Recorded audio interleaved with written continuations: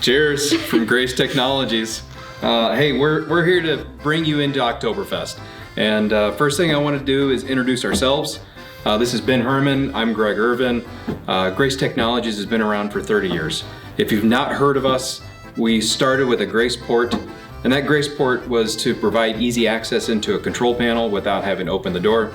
We moved into our PCCs, which is all about lockout tagout and providing a safe way for our maintenance personnel to access the inside of the box with absence of voltage testing, or the technician who doesn't need to be inside the box and just get and clear a jam somewhere. We've also introduced a GraceSense line, and GraceSense is all about condition-based monitoring for predictive maintenance. You know, at Grace, we're all about making maintenance safer, smarter, and more productive. So if you're looking to do that yourselves, feel free to come talk to us. And the worst that's going to happen is you're going to have a good conversation.